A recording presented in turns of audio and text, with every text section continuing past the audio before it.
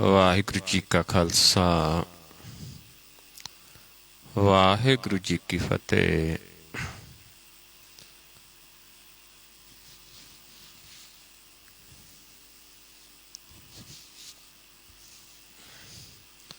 ਆਓ ਗੁਰੂ ਪਿਆਰੀ ਸਾਧ ਸੰਗਤ ਜੀਓ,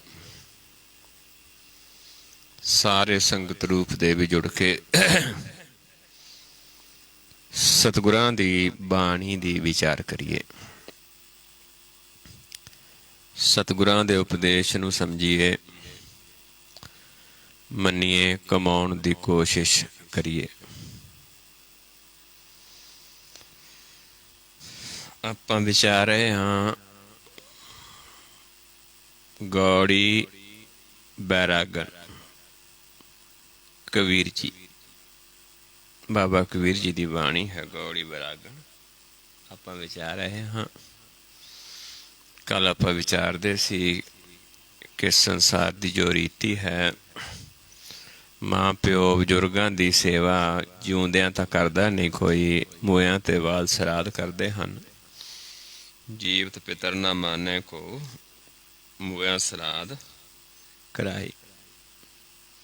ਵੀ ਮੋਇਆ ਸਰਾਧ ਕਰਾਉਂਦੇ ਹਾਂ, ਪਰ ਜਿਨ੍ਹਾਂ ਨੂੰ ਸਲਾਹ ਦਿੰਦੇ ਉਹ ਤਾਂ ਕਿਉਂਕਿ ਜਿਹੜੇ ਚੀਜ਼ਾਂ ਅਸੀਂ ਸਰਾਧ ਕਰਦੇ ਹਾਂ ਸੰਸਾਰੀ ਵਸਤਾਂ, ਇਹ ਤਾਂ ਸਰੀਰ ਹੀ ਖਾ ਸਕਦਾ ਹੈ, ਪਿਤਰਾਂ ਤੱਕ ਤਾਂ ਇਹ ਪਹੁੰਚ ਨਹੀਂ ਸਕਦੀਆਂ। ਇਸ ਕਰਕੇ ਉਹ ਤਾਂ ਜੇ ਉੱਥੇ ਰੱਖਦੇ ਹਾਂ, ਕੁੱਕਰ ਕਊਏ ਖਾ ਜਾਂਦੇ ਨੇ, ਕੁੱਤੇ ਕਾਂ ਕੁੱਤੇ ਖਾ ਜਾਂਦੇ ਨੇ।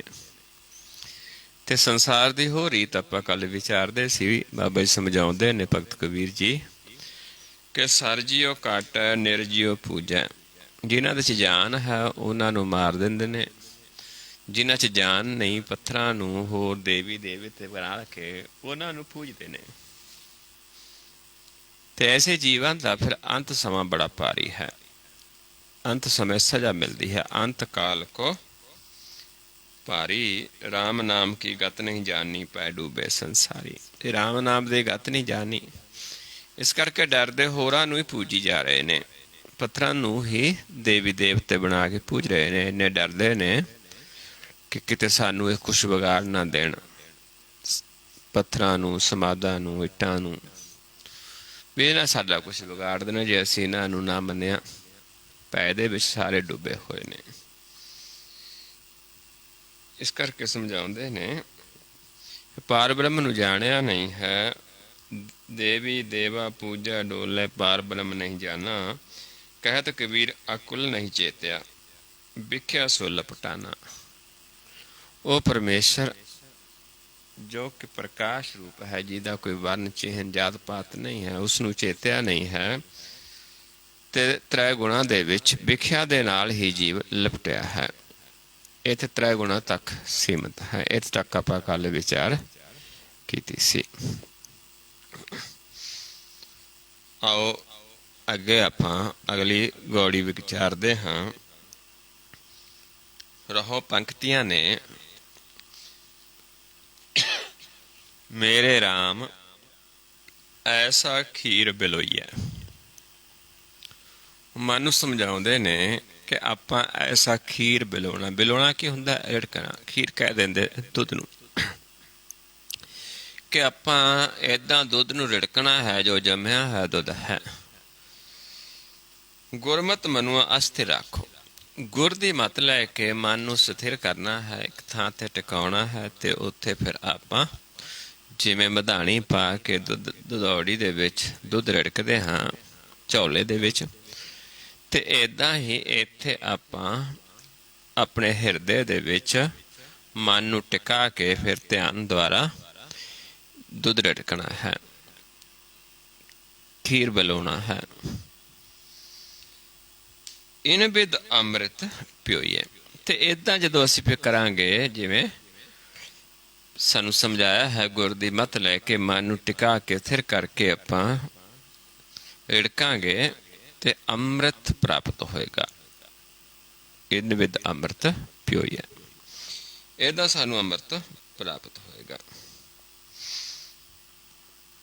ਇਹ ਰਹੋ ਪੰਕਤੀਆਂ ਨੇ।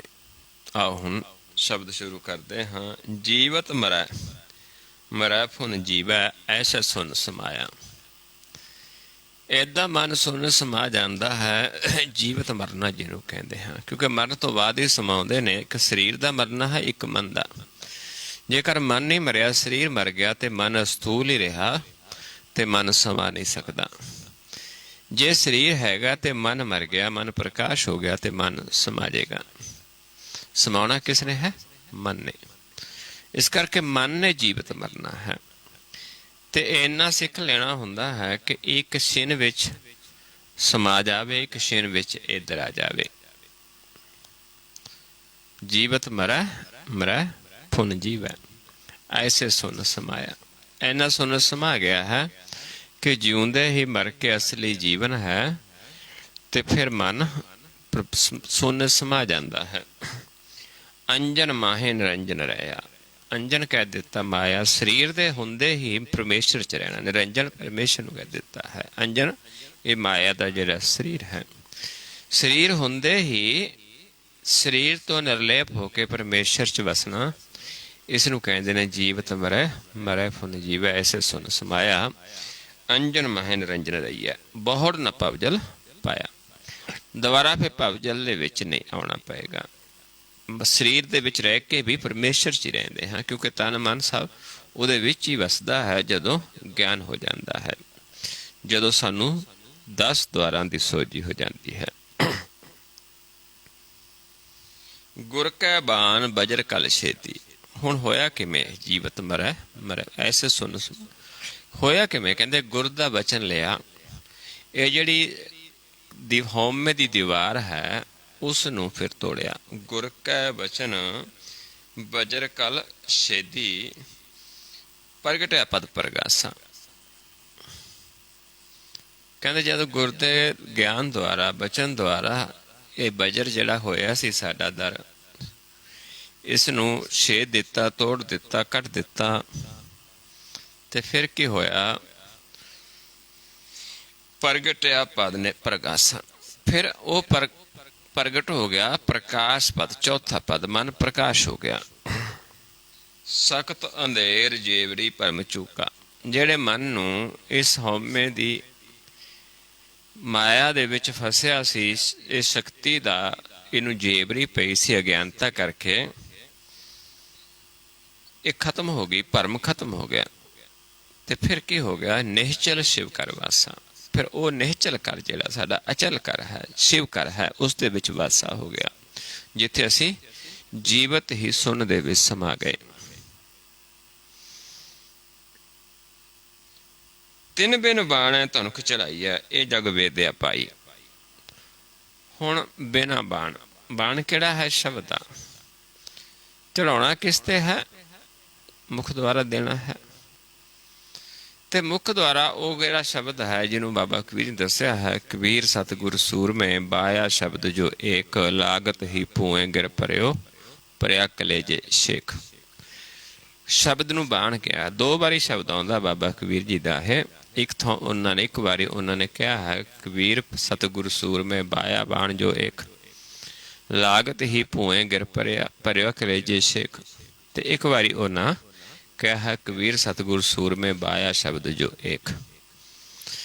ਕਹਿਣ ਤੋਂ ਭਾਵ ਇਸ ਸ਼ਬਦ ਨੂੰ ਬਾਣ ਕਿਹਾ ਹੈ। ਤੇ ਉਹ ਬਿਨਾ ਧਨੁਖ, ਬਿਨਾ ਬਾਣ ਕਿਹੜਾ ਹੈ? ਧਨੁਖ। ਬਾਣ ਕਿਹੜਾ ਹੈ? ਸ਼ਬਦ। ਤੇ ਦਿੱਤਾ ਕਿੱਥੋਂ ਜਾਂਦਾ ਹੈ? ਮੁਖ ਤੋਂ। ਏਦਾਂ ਸਾਰੇ ਸੰਸਾਰ ਨੂੰ ਉਸ ਦੇ ਵਿੱਚ ਵੇਦ ਲਿਆ ਹੈ। ਜਿਨ੍ਹਾਂ ਨੇ ਗਿਆਨ ਲਿਆ ਉਹਦੇ ਦੁਆਰਾ ਵੇਦਿਆ ਜਾਂਦਾ ਹੈ। ਦੈ ਦਿਸ ਬੂਢੀ ਪਵਨ ਚਲਾਵੇ ਡੋਰ ਰਹੀ ਲਿਵਲਾਏ। ਹੁਣ ਸਮਝਾਉਂਦੇ ਨੇ ਕਿ ਜੁੜ ਹੁਣ ਸਾਡੀ ਜਿਹੜਾ ਲਿਵ ਹੈ ਪਰਮੇਸ਼ਰ ਨਾਲ ਜੁੜ ਗਈ ਹੈ ਤੇ ਸਰੀਰ ਵੀ ਹੈ। ਇਸ ਕਰਕੇ ਚਾਰੇ ਪਾਸੇ ਬੇੜੀ ਡੋਲਦੀ ਵੀ ਹੈ, ਲੇਕਿਨ ਲਿਵ ਪਰਮੇਸ਼ਰ ਨਾਲ ਜੁੜੇ ਹੋਣ ਕਰਕੇ ਡੁੱਬਦੀ ਨਹੀਂ। ਕਿਉਂਕਿ ਤਾਰਨ ਵਾਲਾ ਕੌਣ ਹੋ ਗਿਆ? ਇੰਨੇ ਵੀ ਲਹਿਰਾਂ ਨਹੀਂ ਆਉਂਦੀਆਂ। ਦੁੱਖ ਵੀ ਆਉਂਦਾ, ਸੁੱਖ ਵੀ ਆਉਂਦਾ, ਖੁਸ਼ੀ ਵੀ ਆਉਂਦੀ, ਗਮੀ ਵੀ ਆਉਂਦੀ, ਮਾਣ ਵੀ ਹੁੰਦਾ, ਅਪਮਾਨ ਵੀ ਹੁੰਦਾ, ਲਾਭ ਵੀ ਹੁੰਦਾ, ਹਾਨੀ ਵੀ ਹੁੰਦੀ, ਸਭ ਕੁਛ ਹੁੰਦਾ। ਲੇਕਿਨ ਲਿਵ ਪਰਮੇਸ਼ਰ ਨਾਲ ਜੁੜ ਗਈ, ਇਸ ਕਰਕੇ ਉਹ ਸਾਨੂੰ ਡੁੱਬਣ ਨਹੀਂ ਦਿੰਦਾ। ਹੁਣ ਉਹਦੇ ਵਿੱਚ ਸਮਾ ਗਏ, ਕਿਉਂਕਿ ਮਲਾਹ ਸਾਡਾ ਸਤਿਗੁਰ ਬਣ ਗਿਆ।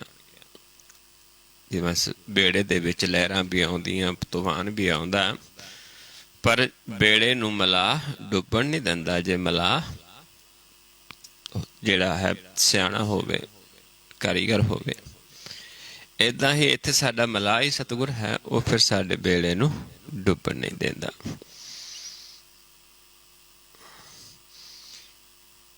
ਉਨਮਨ ਮਨੁਆ ਸੁਨ ਸਮਾਨਾ, ਇੱਦਾਂ ਉਨਮਨ ਦੇ ਵਿੱਚ ਚੌਥੀ ਅਵਸਥਾ, ਤੁਰੀ ਅਵਸਥਾ, ਉਨਮਨ ਜਿਸ ਨੂੰ ਕਹਿ ਦਿੱਤਾ, ਗਗਨ ਕਹਿ ਦਿੱਤਾ, ਬਹੁਤ ਸਾਰੇ ਨਾਮ ਨੇ ਗੁਰਬਾਣੀ ਦੇ ਵਿੱਚ। ਵੀ ਉੱਥੇ ਮਨ ਹੁਣ ਸੁਣ ਦੇ ਵਿੱਚ ਸਮਾ ਗਿਆ। ਉਹ ਕਿਹੜੀ ਸੁਣ? ਚੌਥੀ ਸੁਣ। ਉਨਮਨ ਜਿਹੜੀ ਹੈ ਚੌਥੀ ਸੁਣ ਹੈ, ਜਿੱਥੋਂ ਆਪਾਂ ਪੈਦਾ ਹੋਏ ਹਾਂ। ਤ੍ਰੈ ਸੁਣਨਾ ਜਿਹੜਾ ਸਾਰਾ ਸੰਸਾਰ ਹੀ ਦੇਖਦਾ, ਆਪਣੀ ਨਿਗਾਹ ਹੈ ਸੱਜੇ ਖੱਬੇ ਸਾਹਮਣੇ ਆਪਾਂ ਦੇਖਦੇ ਹਾਂ, ਜੋ ਨਿਰਾਕਾਰ ਰੂਪ ਦੇਖਦੇ ਹਾਂ, ਖਾਲੀ ਖਲਾ ਦੇਖਦੇ ਹਾਂ। ਇਸ ਤਿੰਨ ਸੁਣਨਾ ਨੇ, ਇੱਕ ਸੱਜੇ ਪਾਸੇ ਹੈ, ਸਾਹਮਣੇ ਹੈ, ਖੱਬੇ ਪਾਸੇ ਹੈ। ਇੱਕ ਜਦੋਂ ਅਸੀਂ ਦੋਨਾਂ ਨੇਤਰਾਂ ਨੂੰ ਸਮ ਕਰਕੇ ਇੱਕ ਦ੍ਰਿਸ਼ਟ ਹੋ ਕੇ ਜਾਂਦੇ ਹਾਂ, ਉਸ ਸੁਣ ਨੂੰ ਉਨਮਨ ਕਹਿ ਦਿੱਤਾ ਹੈ, ਤੁਰੀ ਅਵਸਥਾ ਕਹਿ ਦਿੱਤਾ ਹੈ, ਚੌਥਾ ਪਦ ਕਹਿ ਦਿੱਤਾ ਹੈ। ਉੱਥੇ ਮਨ ਸਮਾ ਗਿਆ। ਦੁਬਦਾ ਦੁਰਮਤ ਭਾਗੀ, ਤੇ ਅੰਦਰੋਂ ਦੁਚਿੱਤੀ ਸੀ ਜਿਹੜੀ ਦੁਬਦਾ ਸੀ ਉਹ ਵੀ ਖਤਮ ਹੋ ਗਈ, ਜਿਹੜੀ ਬੁਰੀ ਮਤ ਸੀ ਉਹ ਵੀ ਖਤਮ ਹੋ ਗਈ। ਕਹੋ ਕਬੀਰ ਅਨਭਉ ਇੱਕ ਦੇਖਿਆ। ਹੁਣ ਉਸ ਨੂੰ ਦੇਖਿਆ ਜਿਹੜਾ ਅਨਭਉ ਹੈ, ਜਿਸ ਨੂੰ ਆਪਾਂ ਅਨੁਭਵ ਕਰ ਸਕਦੇ ਹਾਂ, ਜਿਹੜਾ ਸਾਨੂੰ, ਕਿਉਂਕਿ ਜੇ ਆਮ ਦਿਸਦਾ ਹੋਵੇ ਫਿਰ ਤਾਂ ਸਾਰਿਆਂ ਨੂੰ ਦਿਸੇ, ਲੇਕਿਨ ਜਿਨ੍ਹਾਂ ਤੇ ਖੁਸ਼ ਹੁੰਦਾ ਉਹਨਾਂ ਨੂੰ ਫਿਰ ਆਪ ਦਰਸ਼ਨ ਦਿੰਦਾ, ਉਹਨਾਂ ਨੂੰ ਅਨੁਭਵ ਹੁੰਦਾ, ਕਿਉਂਕਿ ਅਨੁਭਵ ਪ੍ਰਕਾਸ਼ ਹੈ। ਤੇ ਰਾਮ ਨਾਮ ਲਿਵ ਲਾਗੀ, ਰਾਮ ਦੇ ਨਾਮ ਨਾਲ ਲਿਵ ਜੁੜ ਗਈ ਤੇ ਉਸ ਦੇ ਦਰਸ਼ਨ ਹੋ ਗਏ। ਉਸ ਦਰਸ਼ਨਾਂ ਨਾਲ ਹੀ ਲਿਵ ਜੁੜਦੀ ਹੈ, ਪ੍ਰਗਟ ਹੁੰਦਾ ਹੈ। ਤੇ ਹੁਣ ਅੰਦਰੋਂ ਸਾਰੀ ਦੁਰਮਤ ਖਤਮ ਹੋ ਗਈ ਤੇ ਮਨ ਸੁਣ ਦੇ ਵਿੱਚ, ਚੌਥੀ ਸੁਣ ਉਨਮਨ ਦੇ ਵਿੱਚ ਸਮਾ ਗਿਆ।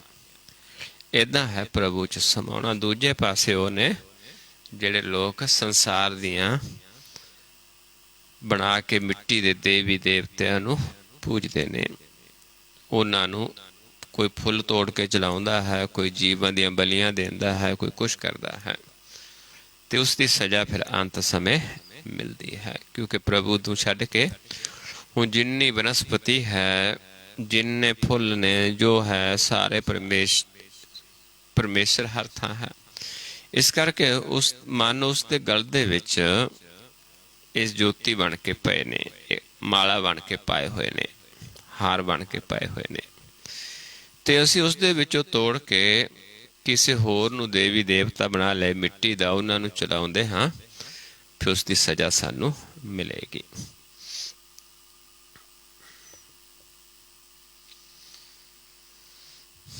ਆਓ ਅਗਲਾ ਸ਼ਬਦ ਹੈ ਗੌੜੀ ਬੈਰਾਗਣ ਤੇ ਪਦੇ। ਉਲਟਤ ਪਵਨ ਚੱਕਰ ਖਟ ਭੇਦੇ, ਸੁਰਤ ਸੁਨ ਅਨੁਰਾਗੀ। ਹੁਣ ਉਲਟਾ ਖੇਲ ਕਰਤਾ, ਜਿੱਧਰੋਂ ਪਾਉਣ ਆਉਂਦੀ ਸਾਡੇ ਵੱਲ ਨੂੰ, ਅਸੀਂ ਧਿਆਨ ਉਸ ਪਾਸੇ ਨੂੰ ਲੈ ਕੇ ਚੱਲ ਪਏ। ਪਾਉਣ ਉੱਧਰੋਂ ਇੱਧਰ ਆ ਰਹੀ ਤੇ ਸਾਡਾ ਧਿਆਨ ਇੱਧਰੋਂ ਉੱਧਰ ਨੂੰ ਚੱਲ ਪਿਆ ਤੇ ਉਲਟਾ ਕਰ ਦਿੱਤਾ। ਫਿਰ ਕਹਿੰਦਾ ਉਲਟਤ ਪਵਨ ਚੱਕਰ ਖਟ ਭੇਦੇ। ਖਟ ਚੱਕਰ ਜਿਹੜਾ ਇਹ ਅਸੀਂ ਭੇਦ ਲਿਆ, ਇਸ ਖਟ ਚੱਕਰ ਦਾ ਜਿਹੜਾ ਗਿਆਨ ਸੀ ਉਹ ਲੈ ਲਿਆ, ਉਹ ਦਰ ਖੁੱਲ ਗਿਆ। ਸੁਰਤ ਸੁਨ ਅਨੁਰਾਗੀ। ਹੁਣ ਸੁਰਤੀ ਸੁਨ ਦੇ ਵਿੱਚ ਜਿਹਦਾ ਪ੍ਰਕਾਸ਼ ਹੈ, ਚੌਥਾ ਪਦ, ਉਸ ਦੇ ਵਿੱਚ ਸਮਾ ਗਈ। ਆਵੇ ਨਾ ਜਾਏ ਮਰੇ ਨਾ ਜੀਵੇ, ਤਾਸ ਖੋਜ ਬੈਰਾਗੀ। ਕਹਿੰਦੇ ਜਿੱਥੇ ਆਵਣ ਜਾਵਣ ਨਹੀਂ ਹੈ, ਜਿੱਥੇ ਜੀਵਨ ਮਰਨਾ ਨਹੀਂ ਹੈ, ਉੱਥੇ ਜਾ ਕੇ ਮਨ ਨੇ ਖੋਜਿਆ। ਪਰ ਖੋਜਿਆ ਕਦੋਂ? ਜਦੋਂ ਮਨ ਦੇ ਵਿੱਚ ਬੈਰਾਗ ਪੈਦਾ ਹੋਇਆ ਤੇ ਫਿਰ ਮਨ ਨੂੰ ਉਲਟਾ ਕਰ ਲਿਆ, ਮਤ ਨੂੰ ਉਲਟਾ ਕਰ ਲਿਆ। ਇੱਦਾਂ ਜਾ ਕੇ ਫਿਰ ਸੁਣ ਦੇ ਵਿੱਚ ਸੁਰਤੀ ਟਿਕੀ। ਪਹਿਲਾਂ ਆਪਾਂ ਥੋੜਾ ਰਹੋ ਪੰਕਤੀਆਂ ਵਿਚਾਰ ਲਈਏ। ਮੇਰੇ ਮਨ ਹੀ ਉਲਟ ਸਮਾਨਾ। ਕਹਿੰਦੇ ਮਨ ਉਲਟਾ ਮਾਲਕ ਸਮਾ ਗਿਆ, ਮਨ ਨੂੰ ਉਲਟਾ ਕਰ ਦਿੱਤਾ। ਆਪਾਂ ਦੇਖਦੇ ਹਾਂ, ਆਪਾਂ ਸ਼ੀਸ਼ਾ ਦੇਖਦੇ ਹਾਂ। ਸ਼ੀਸ਼ਾ ਹੁੰਦਾ ਹੈ ਜਿਹੜਾ ਸ਼ੀਸ਼ੇ 'ਚ ਆਪਾਂ ਮੂੰਹ ਦੇਖਦੇ ਹਾਂ। ਉਹ ਸ਼ੀਸ਼ਾ ਇੱਕ ਪਾਸੇ ਸ਼ੀਸ਼ਾ ਦਿਸਦਾ ਹੈ, ਦੂਜੇ ਪਾਸੇ ਉਸ 'ਤੇ ਰੰਗ ਕੀਤਾ ਹੁੰਦਾ ਜਾਂ ਉਸ ਨੂੰ ਬੰਦ ਕੀਤਾ ਹੁੰਦਾ ਹੈ, ਤਾਂ ਉਸ ਦੇ ਵਿੱਚ ਹੀ ਸਾਨੂੰ ਆਪਣਾ ਮੁਖ ਦਿਖਦਾ ਹੈ। ਇੱਕ ਪਾਸੇ ਤੋਂ ਸਾਨੂੰ ਸ਼ੀਸ਼ਾ ਦਿਸੇਗਾ, ਦੂਜੇ ਪਾਸੇ ਤੋਂ ਨਹੀਂ। ਇਦਾਂ ਹੀ ਮਨ ਵੀ ਸਾਡਾ ਆਰਸੀ ਹੈ, ਲੇਕਿਨ ਉਲਟਾ ਹੋ ਗਿਆ। ਉਲਟੇ ਪਾਸੇ ਦੇਖਦੇ ਹਾਂ, ਸਾਨੂੰ ਅਸਥੂਲ ਦਿਸਦਾ ਹੈ। ਤੇ ਜਦੋਂ ਅਸੀਂ ਆਪਣੇ ਮਨ ਨੂੰ ਉਲਟੀ ਕਰ ਲੈਂਦੇ, ਮਤ ਉਲਟੀ ਕਰ ਲੈਂਦੇ, ਤੇ ਪ੍ਰਕਾਸ਼ ਹੋ ਜਾਂਦਾ ਹੈ।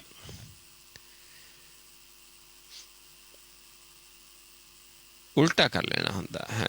ਜਿਸ ਤਰ੍ਹਾਂ ਆਪਾਂ ਕਹੀਏ ਵੀ ਸ਼ੀਸ਼ੇ ਨੂੰ ਦੂਜੇ ਪਾਸੇ ਜਿਸ ਪਾਸੇ ਰੰਗ ਕੀਤਾ, ਜੇ ਅਸੀਂ ਧੋਈਏ ਵੀ ਉਹ ਰੰਗ ਨਹੀਂ ਉਤਰਨਾ। ਪਰ ਜੇ ਉਲਟਾ ਕਰ ਲਈਏ ਤੇ ਸਾਨੂੰ ਸ਼ੀਸ਼ਾ ਦਿਸੇਗਾ। ਏਦਾਂ ਸਾਡੀ ਮੱਧ ਇੰਨੀ ਮੈਲ ਚੜ ਗਈ ਹੈ, ਇੱਕ ਪਾਸੇ ਕਾਲਾ ਸ਼ਾਹ ਹੋ ਗਿਆ। ਲੇਕਿਨ ਜੇ ਅਸੀਂ ਗੁਰ ਦਾ ਗਿਆਨ ਲੈ ਕੇ ਉਸ ਨੂੰ ਉਲਟੀ ਕਰ ਲੈਂਦੇ ਹਾਂ, ਉਹਨੂੰ ਕਹਿੰਦੇ, ਜਿਹਨੂੰ ਕਹਿੰਦੇ ਨੇ ਮਹਾਰਾਜ ਕਿ ਇਸ ਮਨ ਕੋ ਜਨਮ ਜਨਮ ਕੀ ਮਲ ਲਾਗੀ, ਕਾਲਾ ਹੋਆ ਸਿਆਹੋ ਮਲ ਧੋਤੀ ਕਦੇ ਨਾ ਉਤਰੈ, ਜੇ ਸੋ ਧੋਵੈ ਪਾਹੋ। ਵੀ ਉਤਰਨੀ ਨਹੀਂ ਹੈ, ਹੁਣ ਚਾਹੇ ਜਿੰਨਾ ਮਰਜੀ ਧੋ ਲਿਓ। ਗੁਰ ਪ੍ਰਸਾਦੀ ਜੀਵਤ ਮਰੈ, ਉਲਟੀ ਹੋਵੇ ਮਤ ਬਦਲਾਹੋ।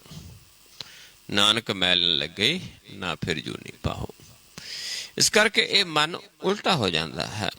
ਜਦੋਂ ਉਲਟਾ ਹੁੰਦਾ ਹੈ, ਪ੍ਰਕਾਸ਼ ਹੋ ਜਾਂਦਾ, ਤੇ ਪ੍ਰਕਾਸ਼ ਪ੍ਰਕਾਸ਼ ਸਮਾ ਜਾਂਦਾ ਹੈ। ਗੁਰ ਪ੍ਰਸਾਦ ਅਕਲ ਭਈ ਅਵਰੈ, ਨਾਤਰ ਥਾ ਬੇਗਾਨਾ।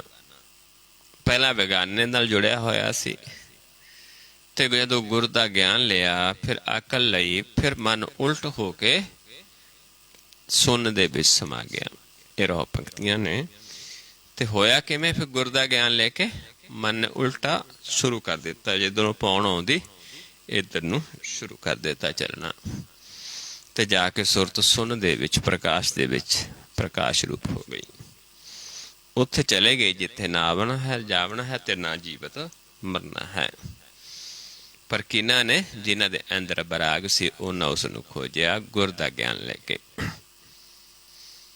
ਨਿਵਰੈ ਦੂਰ ਦੂਰ ਫੁਨ ਨਿਵਰੈ, ਜਿਨ ਜੈਸਾ ਕਰ ਮਾਨਿਆ। ਕੋਈ ਕਹਿਣ ਸੀ ਨੇੜੇ ਹੈ, ਕੋਈ ਦੂਰ। ਕੋਈ ਉਸ ਨੂੰ ਨੇੜੇ ਸਮਝਦਾ ਸੀ, ਕੋਈ ਦੂਰ। ਪਰ ਜਦੋਂ ਗੁਰ ਦਾ ਗਿਆਨ ਲਿਆ, ਫਿਰ ਉਹ ਨੇੜੇ ਹੋ ਗਿਆ। ਜਿਨ੍ਹਾਂ ਨੇ ਸੁਣ ਕੇ ਮੰਨ ਲਿਆ ਗੁਰ ਦਾ ਗਿਆਨ, ਤੇ ਉਹਨਾਂ ਨੂੰ ਉਹ ਪਰਮੇਸ਼ਰ ਨੇੜੇ ਹੋ ਗਿਆ। ਔਲੌਤੀ ਕਾ ਜੈਸੇ ਭਇਆ ਬਰੇਡਾ, ਜਿਨ ਪੀਆ ਤਿਨ ਜਾਣਿਆ। ਜਿਵੇਂ ਅਸੀਂ ਸ਼ਰਬਤ ਹੈ,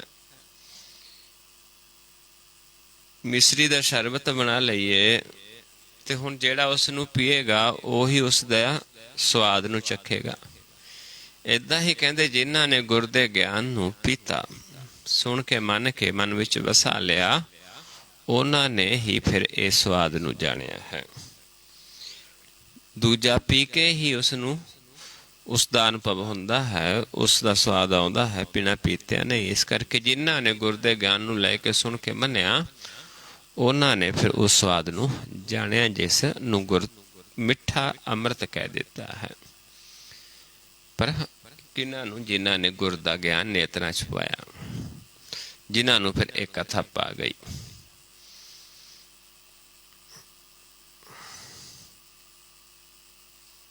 ਜਿਹਨੂੰ ਸਮਝਾਉਂਦੇ ਨੇ ਸਤਿਗੁਰੂ ਜੀ, ਪ੍ਰਭ ਕੀ ਸਹਿਜ ਕਥਾ ਅਤ ਮੀਠੀ, ਬਿਰਲੇ ਕਾਹੋਂ ਨੇਤਰੋਂ ਡੀਠੀ। ਦੇਖੀ ਨੇਤਰਾਂ ਦੁਆਰਾ ਹੈ ਮਿੱਠੀ, ਕਿਉਂਕਿ ਧਿਆਨ ਦੇ ਵਿੱਚ ਮਨ ਨੂੰ ਉਹ ਗਿਆਨ ਮਿੱਠਾ ਲੱਗਿਆ। ਸੰਤ ਸੰਗ ਅੰਤਰ ਪ੍ਰਭ ਡੀਠਾ, ਨਾਮ ਪ੍ਰਭੂ ਕਾ ਲਾਗਾ ਮੀਠਾ। ਜਿਨ੍ਹਾਂ ਨੂੰ ਉਹ ਭਾ ਗਿਆ, ਜਿਨ੍ਹਾਂ ਨੂੰ ਮਿੱਠਾ ਲੱਗਿਆ, ਉਹਨਾਂ ਫਿਰ ਉਸ ਦੇ ਦਰਸ਼ਨ ਕੀਤੇ। ਜਿਨ੍ਹਾਂ ਦਰਸ਼ਨ ਕੀਤੇ ਉਹੀ ਉਸ ਨੂੰ ਜਾਣ ਸਕਦਾ ਹੈ। ਜਿਹਨੇ ਬਿਸਮਾਦ ਨੂੰ ਜਾਣਿਆ, ਜਿਸ ਨੂੰ ਆਪਾਂ ਪੜ੍ਹਦੇ ਹਾਂ, ਬਿਸਮਨ ਬਿਸਮ ਪਏ ਬਿਸਮਾਦ, ਜਿਨ ਬੂਝਿਆ ਤਿਸ ਆਇਆ ਸਵਾਦ। ਤੇਰੀ ਨਿਰਗੁਣ ਕਥਾ ਕਾਇ ਸੋ ਕਹੀਐ, ਐਸਾ ਕੋਈ ਵਿਵੇਕੀ। ਹੁਣ ਉਸ ਪਰਮੇਸ਼ਰ ਦੀ ਜਿਹੜੀ ਕਥਾ ਹੈ ਨਿਰਗੁਣ ਹੈ, ਅੱਖਰਾਂ ਤੋਂ ਨਿਰਲੇਪ ਹੈ। ਇਸ ਕਰਕੇ ਕੌਣ ਕਹੇ? ਕੋਈ ਵਿਰਲਾ ਜੀਵ ਹੈ ਜਿਹੜਾ ਜਿਸ ਨੂੰ ਵਿਵੇਕ ਬੁੱਧ ਹੈ, ਜਿਸ ਨੂੰ ਆਪ ਪ੍ਰਭੂ ਨੇ ਜਨਾਇਆ ਹੁੰਦਾ ਹੈ। ਐਸਾ ਕੋਈ ਵਿਵੇਕੀ, ਕਹੋ ਕਬੀਰ ਜਿਨ ਦੀਆ ਪਲੀਤਾ, ਤਿਨ ਤੈਸੀ ਚੱਲ ਦੇਖੀ। ਫਿਰ ਜਿਹੜਾ ਕੋਈ ਵਿਵੇਕੀ ਹੈ, ਉਹ ਫਿਰ ਸਾਨੂੰ ਗੁਰ ਦਾ ਗਿਆਨ ਦਿੰਦਾ ਹੈ। ਗੁਰ ਦਾ ਗਿਆਨ ਦੇਣਾ ਕੀ ਹੈ? ਜਿਵੇਂ ਆਪਾਂ ਪਲੀਤੇ ਨੂੰ ਅੱਗ ਲਾ ਦਿੰਦੇ ਹਾਂ, ਤੇ ਫਿਰ ਚਾਨਣ ਹੁੰਦਾ ਹੈ। ਏਦਾਂ ਹੀ ਜਿਨ੍ਹਾਂ ਨੇ ਗੁਰ ਦਾ ਗਿਆਨ ਲੈ ਕੇ ਦੇਖਿਆ, ਉਹਨਾਂ ਉਸ ਝਲਕ ਨੂੰ ਦੇਖਿਆ, ਪ੍ਰਕਾਸ਼ ਹੋ ਗਿਆ, ਅੰਧੇਰੇ ਦੇ ਵਿੱਚ ਪ੍ਰਕਾਸ਼ ਹੋਇਆ ਤੇ ਦੇਖਿਆ। ਹੁਣ ਦੀਵਾ ਅਸੀਂ ਜਗਾ ਕੇ ਰੱਖਣਾ ਹੈ ਜਾਂ ਬੁਝਾ ਦੇਣਾ ਹੁੰਦਾ, ਉਹ ਸਾਡੇ ਤੇ ਹੈ। ਜੇ ਅਸੀਂ ਗੁਰ ਦੇ ਗਿਆਨ ਨੂੰ ਮਨ ਵਿੱਚ ਵਸਾ ਕੇ ਰੱਖਾਂਗੇ ਤੇ ਸਾਡੀ ਜੋਤ ਪ੍ਰਗਟ ਰਹੇਗੀ, ਸਾਡੇ ਅੰਦਰ ਕਦੇ ਵੀ ਅਗਿਆਨਤਾ ਨਹੀਂ ਆਏਗੀ, ਅੰਧੇਰਾ ਨਹੀਂ ਆਏਗਾ, ਹਮੇਸ਼ਾ ਪ੍ਰਕਾਸ਼ ਰਹੇਗਾ।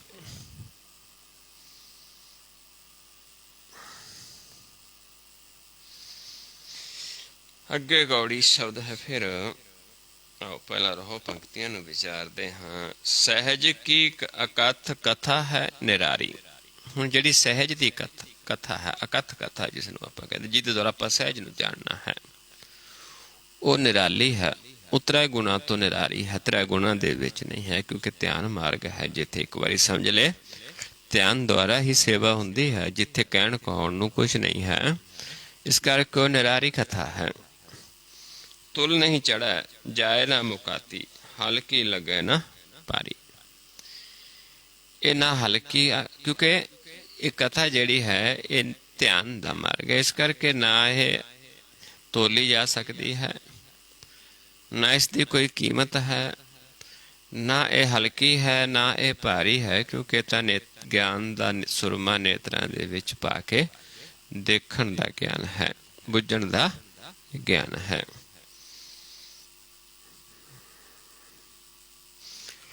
ਉਸ ਦਾ ਕਿਸੇ ਹੋਰ ਆਪਾਂ ਨਹੀਂ ਦੱਸ ਸਕਦੇ ਉਦਾਹਰਨ ਦੇ ਕੇ ਵੀ, ਕਿਉਂਕਿ ਦੂਜਾ ਉਹਦੇ ਵਰਗਾ ਕੋਈ ਹੈ ਨਹੀਂ। ਇਸ ਕਰਕੇ ਜਦੋਂ ਭਗਤਾਂ ਨੂੰ ਪੁੱਛਿਆ ਕਿ ਦੱਸੋ ਵੀ ਕਿਉਂ ਜਿਹਾ ਹੈ, ਤੇ ਬਾਬਾ ਕਬੀਰ ਜੀ ਨੂੰ ਪੁੱਛਿਆ ਚਰਨ ਕਮਲ ਕੀ ਮੌਜ ਕੋ ਕਹੋ ਕੈਸੇ ਅਨੁਮਾਨ ਕਹੋ ਕੈਸੇ ਉਨਮਾਨ।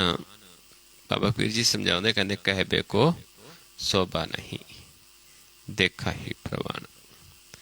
ਏਦਾਂ ਹੀ ਸਤਿਗੁਰੂ ਜੀ ਸਮਝਾਉਂਦੇ ਨੇ, ਕਥਨ ਕਹਿਣ ਕੋ ਸੋਝੀ ਨਾਹੀ, ਜੋ ਪੇਖੈ ਤਿਸ ਬਣਾਵੇ। ਕਿਉਂਕਿ ਕਥਨ ਕਹਿਣ ਨੂੰ ਸੋਝੀ ਨਹੀਂ ਹੈ, ਧਿਆਇਆ ਜਾ ਸਕਦਾ। ਜੋ ਦੇਖੇਗਾ ਗੁਰ ਦਾ ਗਿਆਨ ਨੇਤਰਾਂ 'ਚ ਪਾ ਕੇ ਸੁਣ ਕੇ, ਜਿਨ੍ਹਾਂ ਨੂੰ ਗੁਰ ਦਾ ਗਿਆਨ ਪਾ ਜਾਂਦਾ, ਮਿੱਠਾ ਲੱਗਦਾ ਹੈ, ਜਿਹੜੇ ਗੁਰ 'ਤੇ ਵਿਸ਼ਵਾਸ ਕਰਦੇ ਨੇ, ਉਹ ਹੀ ਉਸ ਨੂੰ ਦੇਖ ਸਕਦੇ ਨੇ, ਜਾਣ ਸਕਦੇ ਨੇ।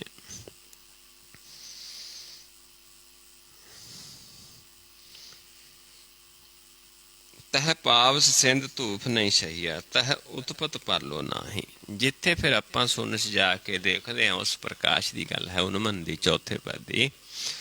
ਉੱਥੇ ਫਿਰ ਨਾ ਉੱਥੇ ਧੁੱਪ ਹੈ, ਨਾ ਇਹ ਛਾਂ ਹੈ, ਨਾ ਉੱਥੇ ਉਤਪਤ ਹੈ, ਨਾ ਉੱਥੇ ਪਰਲੋ ਹੈ, ਨਾ ਉੱਥੇ ਕੋਈ ਪਰਬਤ, ਕਿਉਂਕਿ ਉੱਥੇ ਸਿਰਫ ਉਹ ਰੂਪ ਹੈ ਜਿਹੜਾ ਆਦ ਦੇ ਵਿੱਚ ਸੱਚ ਸੀ।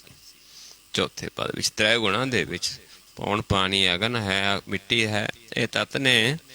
ਚੌਥਾ ਪਦ ਜਦੋਂ ਹੋ ਜਾਂਦਾ, ਉੱਥੇ ਜਦੋਂ ਆਪਾਂ ਦੇਖਾਂਗੇ, ਉੱਥੇ ਸਿਰਫ ਪ੍ਰਕਾਸ਼ ਹੀ ਹੈ। ਤਹ ਉਤਪਤ ਪਰਲੋ ਨਾਹੀ, ਜੀਵਨ ਮਿਰਤ ਨਾ ਦੁੱਖ ਸੁੱਖ ਵਿਆਪੈ। ਨਾ ਉੱਥੇ ਮਰਨ ਹੈ, ਨਾ ਜੀਵਨ ਹੈ, ਨਾ ਉੱਥੇ ਦੁੱਖ ਸੁੱਖ ਵਿਆਪਦੇ ਨੇ। ਸੁੰਨ ਸਮਾਦ, ਦੋ ਤਿੰਨ, ਉਹ ਸੁੰਨ ਸਮਾਦ ਹੈ। ਉੱਥੇ ਪੁੰਨ ਪਾਪ ਕੁਛ ਵੀ ਨਹੀਂ ਹੈ, ਉੱਥੇ ਜੀਵਤ ਮਰਤ ਕੁਛ ਵੀ ਨਹੀਂ ਹੈ, ਉੱਥੇ ਦੁੱਖ ਕੋਈ ਵੀ ਨਹੀਂ ਹੈ, ਕਿਉਂਕਿ ਸੁੰਨ ਹੈ। ਚੌਥੀ ਸੁੰਨ, ਜਿਸ ਨੂੰ ਉਨਮਨ ਕਹਿ ਦਿੱਤਾ ਹੈ।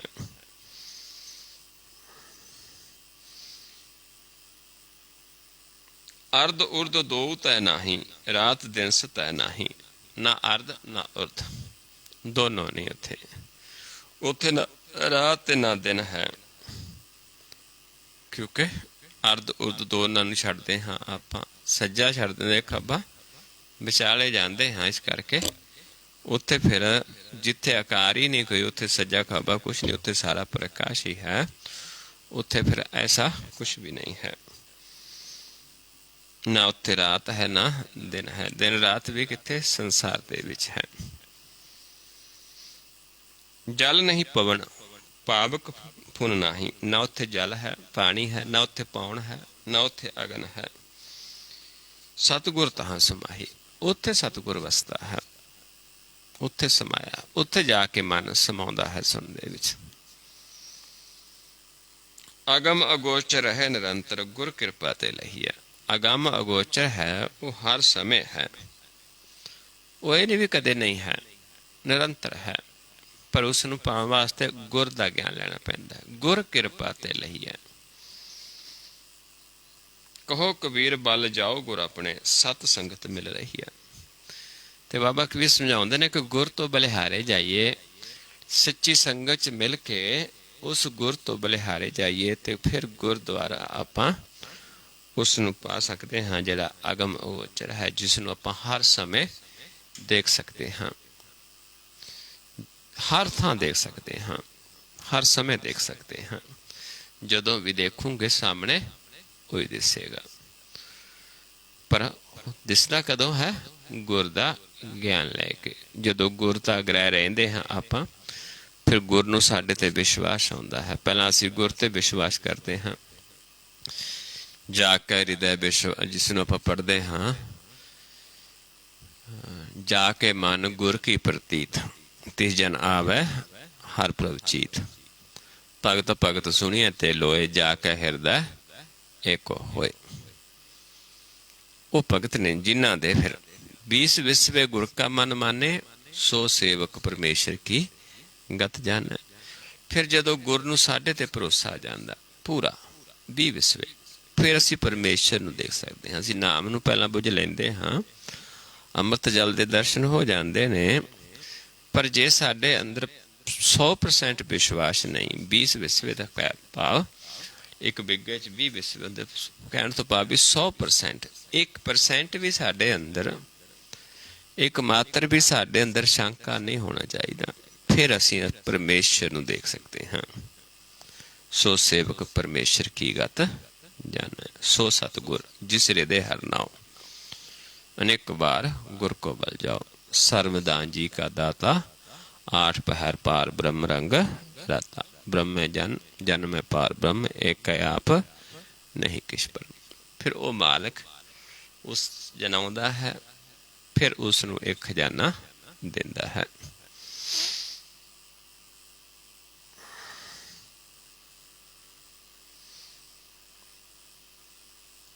आओ अगला शब्द है गौड़ी का।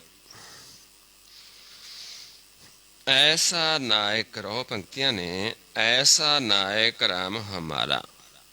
कहते साडा जिहड़ा राम है ऐसा नायक है,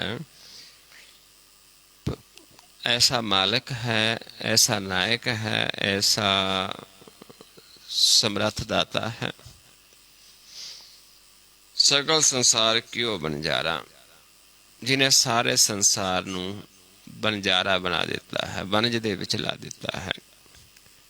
पर वनज ने दो तरह का, किसी नू कच्चे दे वनज च लाता, किसी नू सच्चे दे वनज विच लाता। कोई नाम दा वनज करता ते कोई माया दा वनज करता है, पर सारा संसार ही बनजारा बना देता है। ऐसा प्रभु है साडा। पाप पुण्य दुए बैल विसाहे, पवन पूजी परगास्यो। हुण पाउण पुण्य ते पाप ते पुण्य दो बैल ने, संसार नू पाप पुण्य दे विच उलझा के रख दिता है। ते पवन इस संसार दे विच, पवन दा गुरु है इत्थे दा, इत्थे दी पूंजी सानू दे दिती संसार नू। सारे संसार नू माया दे वणज दे विच ला दिता है, पुण्य दान दे विच ला दिता है। तृष्णा गूणी भर घट पीत, भरी घट पीतर, इन विद टाण विसायो। कहते यह जिहा साडा इस शरीर नू रथ कह दिता, गड्ढा कह दिता है। इहदे विच त्रै गुणां दी तृष्णा पा दिती, भरी है अंदर। कोई रजोगुण ते है, कोई तमोगुण ते है, कोई सतोगुण ते है, कोई पुण्य करता है, कोई पाप करता है, कोई दया करता है। इत्थे संसार दे विच त्रै गुणां दे विच साडे अंदर तृष्णा पा के त्रै गुणां दे विच सानू फसा लिया है। इदां साडे टांडा जिहड़ा शरीर है, रथ है, इस दे विच इह कुछ पा दिता है। दो बैल पुण्य ते पाप ते जोड़ दिते ने इस गड्ढे नू।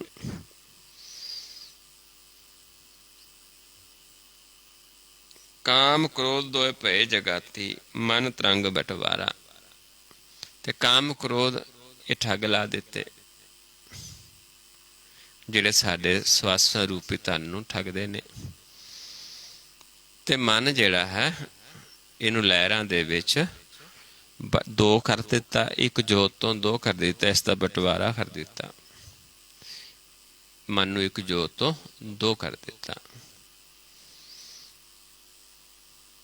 ਪੰਜ ਤੱਤ ਮਿਲ ਦਾਨ ਨਿਵੇਰਾ ਟਾਂਡਾ ਉਤਰੇ ਉਪਾਰਾ। ਤੇ ਕਰਦਾ ਕੀ ਹੈ? ਪੰਜ ਤੱਤਾਂ ਸਰੀਰ ਦੁਆਰਾ ਦਾਨ ਕਰਦਾ ਹੈ। ਦਾਨ ਕਿਹੜੇ ਕਰਦਾ ਹੈ? ਸੰਸਾਰੀ। ਤੇ ਫਿਰ ਸਮਝਦਾ ਹੈ ਕਿ ਅਸੀਂ ਪਾਰ ਹੋ ਗਏ, ਏਦਾਂ ਪਾਰ ਨਹੀਂ ਹੋ ਸਕਦੇ। कहत कबीर सुनो रे संतो अब ऐसी बन आई। ਕਿਉਂਕਿ ਏਦਾਂ ਸਾਰੇ ਸੰਸਾਰ ਨੂੰ ਲਾਇਆ, ਪਰ ਬਾਬਾ ਕਬੀਰ ਜੀ ਸਮਝਾਉਂਦੇ ਨੇ ਕਿ ਸਾਡਾ ਕੀ ਹੋ ਗਿਆ, ਸਾਡੇ ਨਾਲ ਕੀ ਬਣਿਆ। ਕਹਿਤ ਕਬੀਰ ਸੁਨੋ ਰੇ ਸੰਤੋ ਅਬ ਐਸੀ ਬਨ ਆਈ, ਕਿ ਸਾਡੇ ਨਾਲ ਤਾਂ ਏਦਾਂ ਬਣ ਆਇਆ, ਏਦਾਂ ਹੋ ਗਿਆ। ਘਾਟੀ ਚੜ੍ਹਤ ਬੈਲ ਇੱਕ ਥਾਕਾ ਚਲੋ ਗੋਨ ਛਿਟਕਾਈ। ਘਾਟੀ ਚੜ੍ਹਦੇ ਇੱਕ ਬੈਲ ਥੱਕ ਗਿਆ। ਜਦੋਂ ਬੈਲ ਥੱਕ ਗਿਆ ਤੇ ਗੱਡਾ ਵੀ ਰੁਕ ਗਿਆ। ਇਸ ਕਰਕੇ ਕਹਿੰਦੇ ਅਸੀਂ ਤਾਂ ਇਹ ਸਾਰਾ ਕੁਝ ਛੱਡ ਦਿੱਤਾ, ਤਨ ਦਾ ਪੁੰਨ ਦਾਨ ਦੋਨੋਂ ਹੀ ਛੱਡ ਦਿੱਤੇ, ਗੱਡਾ ਛੱਡ ਦਿੱਤਾ ਜਿਹਦੇ ਤੇ, ਕਿਉਂਕਿ ਅਸੀਂ ਕਿਹਦੇ ਨਾਲ ਜੁੜ ਗਏ? ਨਾਮ ਦੇ ਨਾਲ। ਸਾਡੀ ਐਸੀ ਬਣਾਈ ਕਿ ਅਸੀਂ ਤਾਂ ਇਹ 9 ਦਰਾਂ ਦਾ ਜਿਹੜਾ ਸਰੀਰ ਰਥ ਹੈ ਇਹ ਛੱਡ ਦਿੱਤਾ, ਜਿੱਥੇ ਜਿਹਦੇ ਤੇ ਇਸ ਲੱਦਿਆ ਹੈ ਮਾਲ, ਪੂੰਜੀ ਪਾਉਣ ਦੀ ਕੀਤੀ ਹੈ। ਪੁੰਨ ਦਾਨ 2 ਬੁੱਲ ਜੋੜੇ ਨੇ, ਕਾਮ ਕ੍ਰੋਧ ਇਸ ਦੇ ਵਿੱਚ ਜਗਾਤੀ ਨੇ ਲਾਏ ਨੇ। ਤੇ ਇਹ ਅਸੀਂ ਛੱਡ ਦਿੱਤਾ ਕਿਉਂਕਿ ਸਾਡਾ ਬੁੱਲ ਹੀ ਥੱਕ ਗਿਆ, ਬੈਲ ਹੀ ਥੱਕ ਗਿਆ। ਸਾਨੂੰ ਇਹ ਗਿਆਨ ਹੋ ਗਿਆ ਕਿ ਇਹ ਕਲਯੁਗ ਦਾ ਧਰਮ ਨਹੀਂ ਹੈ। ਕਲਯੁਗ ਦਾ ਧਰਮ ਕੀ ਹੈ? ਨਾਮ। ਇੱਕ ਫਿਰ ਕਿਉਂਕਿ ਆਪਾਂ ਪਹਿਲਾਂ ਹੀ ਵਿਚਾਰ ਕੇ ਆਏ ਹਾਂ ਕਿ ਸੁਣ ਦੇ ਵਿੱਚ ਸਮਾ ਗਿਆ। ਪਰ ਸਮਾਇਆ ਕਿਵੇਂ ਹੈ? ਕਿ ਸਾਨੂੰ ਪਤਾ ਚੱਲ ਗਿਆ ਕਿ ਆਹ ਕੁਛ ਜਿਹੜਾ ਕਰਦੇ ਹਾਂ ਇਹ ਤਾਂ ਸਾਰਾ ਸੰਸਾਰ ਵਣਜ ਕਰਦਾ ਹੈ, ਪਰ ਭਗਤਾਂ ਦਾ ਵਣਜ ਨਿਰਾਰਾ ਵਣਜ ਹੈ। ਉਹਨਾਂ ਦੀ ਕਥਾ ਨਿਰਾਰੀ ਹੈ।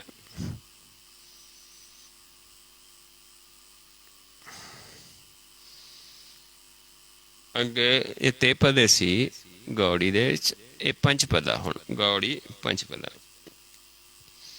ਰਹੋ ਪੰਕਤੀਆਂ ਨੇ। ਕਹੋ ਡੱਡੀਆ ਬਾਦੈ ਧਨ ਖੜੀ ਪਾਹੂ ਕਰ ਆਏ ਮੁਕਲਾਊ ਆਏ। ਡੱਡੀਆ ਹੁੰਦਾ ਹੈ ਕਿ ਅੱਧ ਪੱਕੀ ਜੀ ਫਸਲ ਕੁਛ ਵੀ ਹੋਵੇ, ਚਾਹੇ ਸਾਡਾ ਆਪਾਂ ਕਹਿੰਦੇ ਅਧਖੜ ਉਮਰ ਹੋਵੇ। ਏਦਾਂ ਸਮਝਾਉਂਦੇ ਨੇ ਕਿ ਔਰਤ ਧਨ, ਕਿ ਹਾਲੇ ਕੱਚੀ ਸੀ ਫਸਲ, ਪੱਕੀ ਨਹੀਂ ਸੀ, ਹਾਲੇ ਤਿਆਰ ਨਹੀਂ ਸੀ। ਧਨ ਔਰਤ ਨੂੰ ਕਹਿ ਦਿੱਤਾ ਹੈ ਕਿ ਸਾਡਾ ਜਿਹੜਾ ਜੀਵਨ ਸੀ ਹਾਲੇ ਬਹੁਤ ਥੋੜਾ ਹੀ ਸੀ ਹਾਲੇ, ਪਰ ਜੰਮ ਲੈਣ ਆ ਗਏ। ਪਾਹੂ ਘਰ ਆਏ ਮੁਕਲਾਊ ਆਏ। ਕਹਿੰਦੇ ਉਹ ਮੁਕਲਾਵਾ ਲੈਣ ਵਾਸਤੇ ਪ੍ਰਾਹੁਣੇ ਘਰ ਆ ਗਏ। ਕਹਿਣ ਤੋਂ ਭਾਵ ਵੀ ਸਮਾਂ ਆ ਗਿਆ।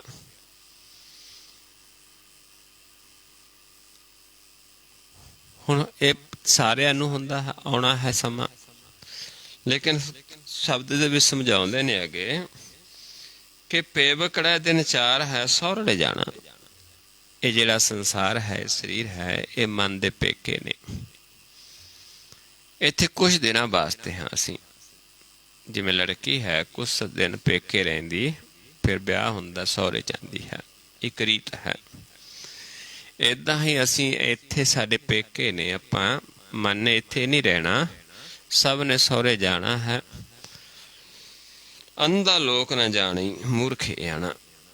ਪਰ ਲੋਕ ਇਸ ਨੂੰ ਅੰਧੇ ਹੋਣ ਕਰਕੇ ਨਹੀਂ ਜਾਣਦੇ ਕਿ ਕਦੋਂ ਸਾਨੂੰ ਇੱਥੋਂ ਜਾਣਾ ਪੈ ਜਾਵੇ, ਕਿਉਂਕਿ ਕਿਸੇ ਨੂੰ ਕੋਈ ਪਤਾ ਨਹੀਂ ਹੈ। ਜ਼ਰੂਰੀ ਨਹੀਂ ਵੀ ਸਿਆਣੀ ਉਮਰ 'ਚ ਬੁਢਾਪੇ ਵਿੱਚ ਹੀ ਅਸੀਂ ਜਾਵਾਂਗੇ, ਬਚਪਨ ਵਿੱਚ ਵੀ ਜਾ ਸਕਦੇ ਹਾਂ, ਜਵਾਨੀ ਵਿੱਚ ਵੀ ਜਾ ਸਕਦੇ ਹਾਂ, ਅਧਖੜ ਉਮਰ ਵਿੱਚ ਵੀ ਜਾ ਸਕਦੇ ਹਾਂ, ਤੇ ਬੁਢੇਪੇ ਵਿੱਚ ਤਾਂ ਫਿਰ ਸਾਨੂੰ ਜਾਣਾ ਹੀ ਪੈਣਾ ਹੈ, ਕਿਉਂਕਿ ਪੱਕੀ ਫਸਲ ਹੈ, ਫਿਰ ਤਾਂ ਵੱਢਣੀ ਹੀ ਹੈ।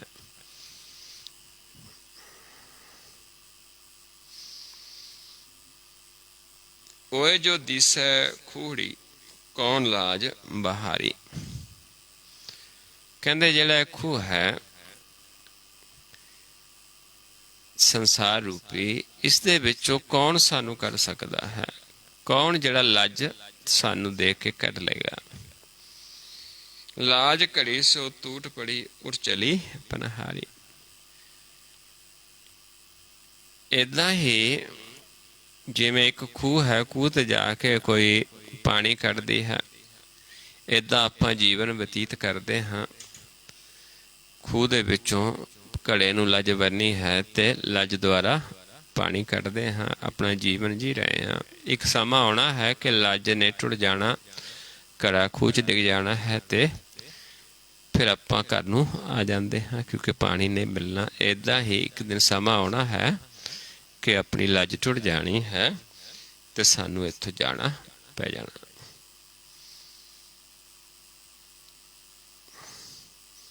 ਸਾਹਿਬ ਹੋਏ ਦਿਆਲ ਕਿਰਪਾ ਕਰੇ, ਆਪਣਾ ਕਾਰਜ ਸਵਾਰੇ। ਹਾਂ, ਪ੍ਰਭੂ ਕਿਰਪਾ ਕਰ ਦੇਵੇ, ਦਿਆਲ ਹੋ ਜਾਵੇ, ਫਿਰ ਸਾਨੂੰ ਉਹ ਕਾਰਜ ਸਵਾਰ ਦਿੰਦਾ ਸਾਡਾ, ਜਿਸ ਕਾਰਜ ਦੇ ਵਾਸਤੇ ਅਸੀਂ ਆਏ ਹਾਂ।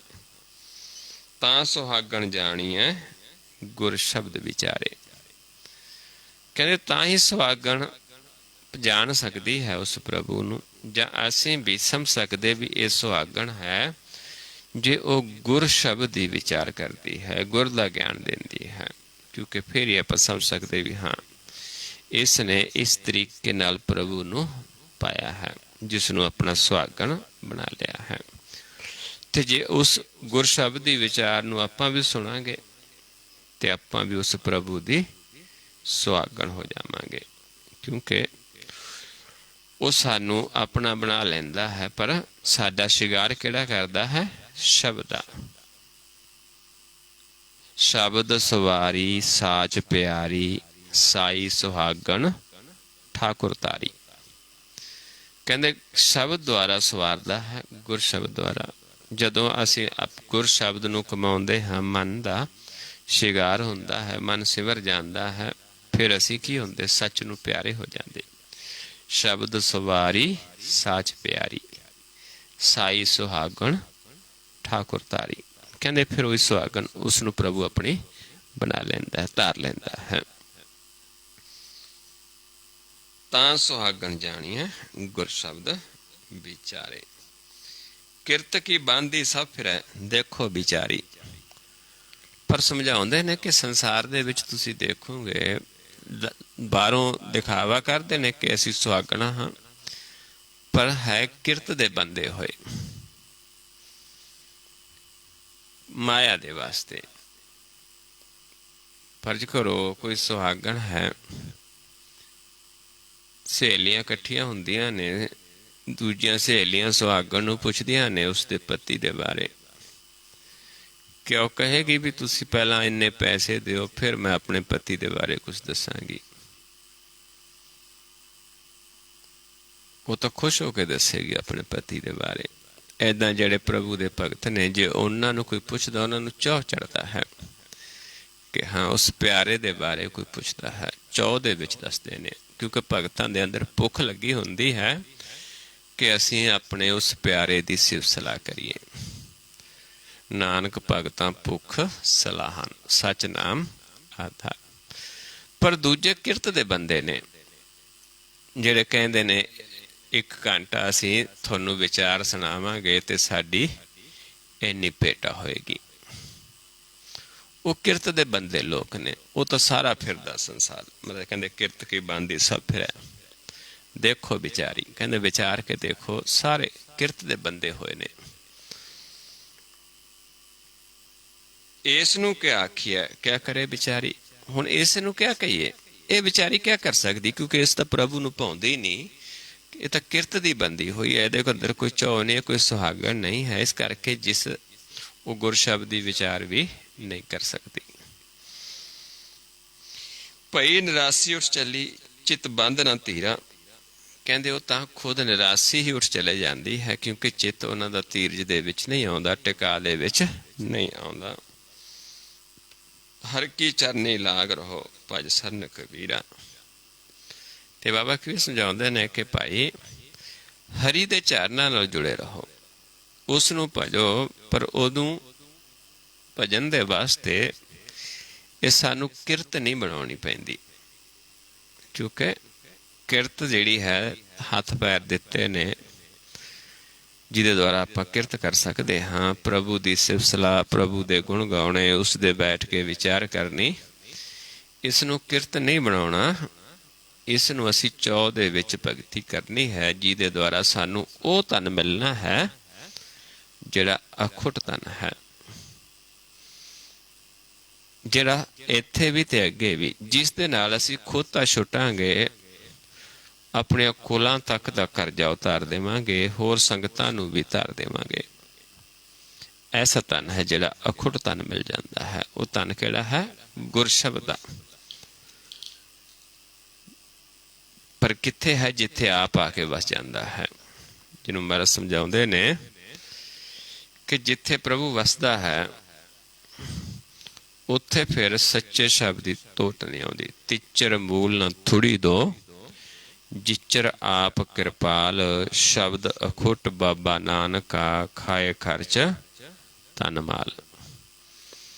ਇਸ ਕਰਕੇ ਫਿਰ ਉਹਨਾਂ ਨੂੰ ਸੱਚਾ ਧਨ ਹੈ। ਉੱਥੇ ਕੋਈ ਕਿਰਤ ਦਾ ਬੰਦਿਆ ਨਹੀਂ ਫਿਰਦਾ, ਉੱਥੇ ਪ੍ਰਭੂ ਦੀ ਭਗਤੀ ਚੌ ਦੇ ਵਿੱਚ ਜੀਵ ਕਰਦਾ ਹੈ। ਕਰੇ ਭਗਤ ਆਤਮ ਕੈ ਚਾਏ, ਪ੍ਰਭ ਆਪਣੇ ਸੁ ਰਹਿ ਸਮਾਏ, ਜੋ ਹੋਆ ਹੋਵ ਸੋ ਜਾਨੈ, ਪ੍ਰਭ ਆਪਣੇ ਕਾ ਹੁਕਮ ਪਛਾਨੈ। ਤਿਸ ਕੀ ਮਹਿਮਾ ਕੌਣ ਵਖਾਨੋ, ਤਿਸ ਕਾ ਗੁਣ ਕਾ ਏਕ ਨ ਜਾਨੋ, ਆਠ ਪਹਿਰ ਪ੍ਰਭ ਬਸੈ ਹਜੂਰੇ, ਕਹੋ ਨਾਨਕ ਸੇ ਜਨ ਪੂਰੇ।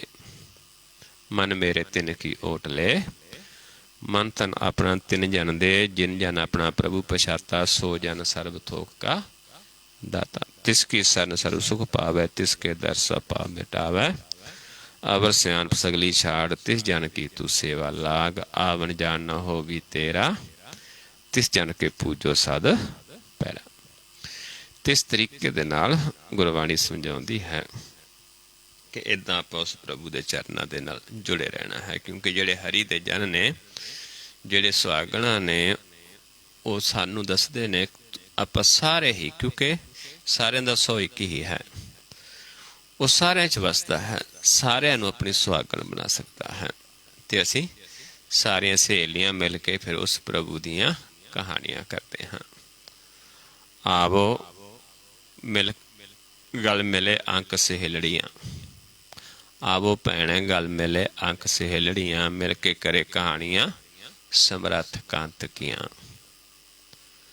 ਸਾਚੇ ਸਾਹਿਬ ਸਭ ਗੁਣ ਅਵਗੁਣ ਸਭ ਅਸਾ। ਸਾਡੇ ਉਹਦੇ ਸਾਰੇ ਗੁਣ ਨੇ ਸੱਚੇ ਦੇ, ਤੇ ਅਸੀਂ ਅਵਗੁਣ ਹਨ, ਤੇ ਅਸੀਂ ਉਸ ਪ੍ਰਭੂ ਦੀਆਂ ਕਹਾਣੀਆਂ ਕਰਦੇ ਹਾਂ, ਜਿੱਥੇ ਫਿਰ ਉਹ ਖੁਸ਼ ਹੁੰਦਾ ਹੈ, ਸਾਡੇ ਅਵਗੁਣਾਂ ਨੂੰ ਬਖਸ਼ ਦਿੰਦਾ ਹੈ, ਸਾਨੂੰ ਗੁਣਾਂ ਦਾ ਹਾਰ ਸਾਡੇ ਗਲ ਵਿੱਚ ਪਾ ਦਿੰਦਾ ਹੈ। ਸੋ ਆਓ ਹੁਣ ਪਿਆਰਿਓ ਆਪਾਂ ਨਾਲ ਨਾਲ ਅਭਿਆਸ ਕਰੀਏ, ਤਾਂ ਕਿ ਆਪਾਂ ਉਹ ਕਥਾ ਕਰਦੇ ਹਾਂ ਜਿਹੜੀ ਧਿਆਨ ਦੀ ਹੈ। ਜਿੱਥੇ ਅੱਖਰ ਨਹੀਂ ਆਪਾਂ ਉੱਥੇ ਧਿਆਨ ਲਾਉਂਦੇ ਹਾਂ, ਜਿੱਥੇ ਪ੍ਰਕਾਸ਼ ਹੈ ਸਿਰਫ। ਚੌਥਾ ਪਦ, ਉਹ ਪ੍ਰਕਾਸ਼ ਨੂੰ ਆਪਾਂ ਦੇਖਦੇ ਹਾਂ ਜਿਹੜਾ ਆਦਿ ਦੇ ਵਿੱਚ ਸੀ, ਜਦੋਂ ਹਾਲੇ ਸ੍ਰਿਸ਼ਟੀ ਸਾਜੀ ਨਹੀਂ ਸੀ, ਹਾਲੇ ਧਰਤੀ ਪੌਣ ਪਾਣੀ ਕੁਛ ਵੀ ਨਹੀਂ ਸੀ, ਉਦੋਂ ਇਹ ਪ੍ਰਕਾਸ਼ ਮੌਜੂਦ ਸੀ। ਇਸੇ ਤੋਂ ਸ੍ਰਿਸ਼ਟੀ ਸਾਜੀ ਹੈ, ਪਰ ਇਸ ਨੂੰ ਇੱਕ ਦ੍ਰਿਸ਼ਟ ਹੋ ਕੇ ਹੀ ਆਪਾਂ ਦੇਖ ਸਕਦੇ ਹਾਂ। ਗੁਰ ਦੀ ਕਿਰਪਾ ਨਾਲ ਹੀ ਆਪਾਂ ਅਨੁਭਵ ਕਰ ਸਕਦੇ ਹਾਂ। ਸੋ ਆਓ ਕਿਵੇਂ ਕਰਨਾ ਹੈ? ਦੋ ਨੇਤਰਾਂ ਨੂੰ ਜਿੱਥੋਂ ਪਾਉਣ ਆਉਂਦੀ ਹੈ ਉੱਥੇ ਸਮ ਕਰਨਾ ਹੈ। ਇਹ 9 ਦਰਾਂ ਦਾ ਸਰੀਰ ਹੈ, ਇੱਥੋਂ ਸਵਾਸ ਆ ਰਿਹਾ ਹੈ, ਪ੍ਰਭੂ ਸਾਨੂੰ ਸਵਾਸ ਦਿੰਦਾ ਹੈ, ਗੁਪਤ ਹੈ, ਇਸ ਕਰਕੇ ਇਹ ਦਰ ਹੈ ਜਿੱਥੋਂ ਸਵਾਸ ਦੇ ਰਿਹਾ। ਇੱਥੋਂ ਅੱਗੇ ਨਿਰਾਕਾਰ ਹੈ, ਇੱਧਰ ਮਾਇਆ ਦਾ ਦੇਸ਼ ਹੈ, ਇੱਥੋਂ ਸਵਾਸ ਆਉਂਦਾ, ਇੱਥੋਂ ਜੋਤ ਆਉਂਦੀ। ਸਰੀਰ 'ਚ ਸਰੀਰ ਹੈ, ਇੱਥੋਂ ਜੋਤ ਖਿੱਚ ਲੈਣੀ, ਪੌਣ ਰੋਕ ਦੇਣੀ, ਤੇ ਸਰੀਰ ਨੇ ਮਿੱਟੀ ਹੋ ਜਾਣਾ ਹੈ। ਪਵਨੇ ਮੈਂ ਪਵਨ ਸਮਾਇਆ, ਜੋਤੀ ਮੈਂ ਜੋਤ ਰਲ ਜਾਇਆ, ਮਾਟੀ ਮਾਟੀ ਹੋਈ ਹੋਈ ਇੱਕ। ਸੋ ਇਸ ਤਰੀਕੇ ਨਾਲ, ਪਰ ਲੇਕਿਨ ਆਪਾਂ ਸਰੀਰ ਦੇ ਰਹਿੰਦੇ ਜੀਵਤ ਮਰ ਕੇ ਪ੍ਰਭੂ ਸਮਾ ਜਾਣਾ ਹੈ। ਤਾਂ ਕਿ ਅਸੀਂ ਜੀਵਤ ਮੁਕਤ ਹੋ ਜਾਈਏ। ਦੋਨਾਂ ਨੇਤਰਾਂ ਨੂੰ ਇਸ ਪੁਆਇੰਟ ਤੇ ਦੇਖਣਾ, ਦ੍ਰਿਸ਼ਟੀ ਫੋਕਸ ਕਰਨੀ ਹੈ। ਇੱਥੇ ਆਪਣੇ ਆਪ ਨੂੰ ਪਹਿਚਾਨਣਾ ਹੈ ਕਿ ਅਸੀਂ ਕਿਸ ਅਵਸਥਾ 'ਚ ਹਾਂ, ਇੱਕ ਦ੍ਰਿਸ਼ਟ ਹਾਂ ਕਿ ਦੋ ਦ੍ਰਿਸ਼ਟ ਹਾਂ। ਜਦੋਂ ਦੋਨਾਂ ਨੇਤਰਾਂ ਨੂੰ ਇਸ ਪੁਆਇੰਟ ਤੇ ਆਪਾਂ ਦ੍ਰਿਸ਼ਟੀ ਸਮ ਕਰਾਂਗੇ, ਫੋਕਸ ਕਰਕੇ ਇਹ ਦੇਖਾਂਗੇ ਕਿ ਨੱਕ ਦਿਸਦਾ ਜਾਂ ਨਹੀਂ ਦਿਸਦਾ। ਜੇਕਰ ਨੱਕ ਨਹੀਂ ਦਿਸਦਾ ਫਿਰ ਇੱਕ ਦ੍ਰਿਸ਼ਟ ਹਾਂ, ਜੇਕਰ ਨੱਕ ਨਜ਼ਰ ਆਉਂਦਾ ਹੈ, ਦਿਸਦਾ ਹੈ, ਫਿਰ ਦੋ ਦ੍ਰਿਸ਼ਟ ਹਾਂ। ਫਿਰ ਆਪਾਂ ਇਹ ਦੇਖਣਾ ਵੀ ਕਿਸ ਪਾਸੇ ਤੋਂ ਦਿਸਦਾ ਹੈ, ਸੱਜੇ ਦਿਸਦਾ ਹੈ, ਖੱਬੇ ਦਿਸਦਾ ਜਾਂ ਦਵੱਲੇ ਦਿਸਦਾ। ਕਿਉਂਕਿ ਸੱਜੇ ਤਮੋਗੁਣ ਹੈ, ਖੱਬੇ ਰਜੋਗੁਣ ਹੈ, ਵਿਚਾਲੇ ਸਤੋਗੁਣ ਹੈ। ਇਹਨਾਂ ਆਪਣੇ ਆਪ ਨੂੰ ਆਪਾਂ ਪਹਿਚਾਨਣਾ ਹੈ। ਇੱਦਾਂ ਦੇਖ ਕੇ ਇਸ ਦ੍ਰਿਸ਼ਟੀ ਫੋਕਸ ਕਰਕੇ ਸਮ ਕਰਕੇ ਨੇਤਰ। ਇੱਥੋਂ ਫਿਰ ਮੈਂ ਆਪ ਜੀ ਨੂੰ ਆਵਾਜ਼ ਦੇਵਾਂਗਾ ਕਿ ਧਿਆਨ ਸਾਹਮਣੇ ਲੈ ਕੇ ਆਓ। ਫਿਰ ਆਪਾਂ ਕੀ ਕਰਨਾ, ਸਾਹਮਣੇ ਦੇਖਣਾ। ਫਿਰ ਮੈਂ ਆਪ ਜੀ ਨੂੰ ਆਵਾਜ਼ ਦੇਵਾਂਗਾ ਕਿ ਧਿਆਨ ਮਸਤਕ ਦੇ ਸਾਹਮਣੇ ਲੈ ਜਾਓ। ਫਿਰ ਆਪਾਂ ਕੀ ਕਰਨਾ, ਪਲਕਾਂ ਉੱਤੇ ਚੁੱਕ।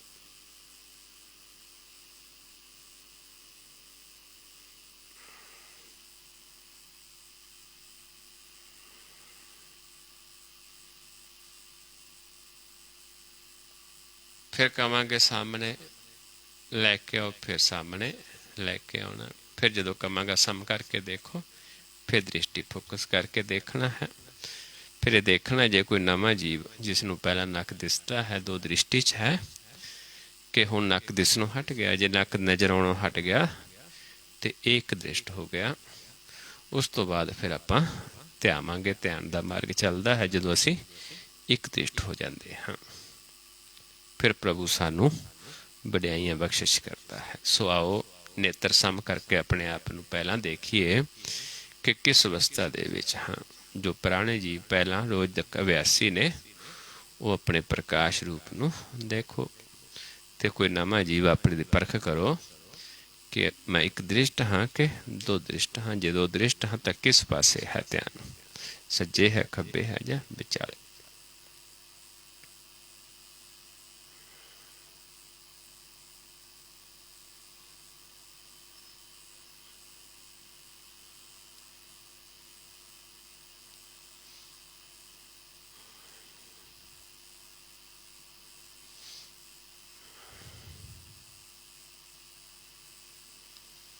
सामने लेके आइए, ध्यान सामने देखो जी।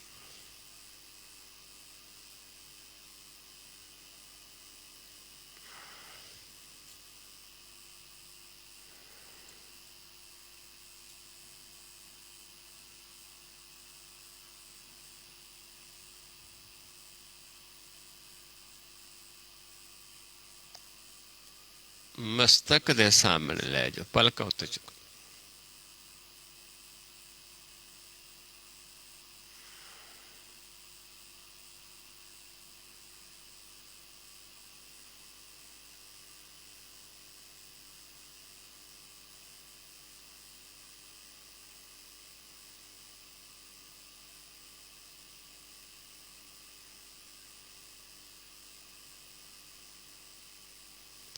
फिर सामने लेके आइए।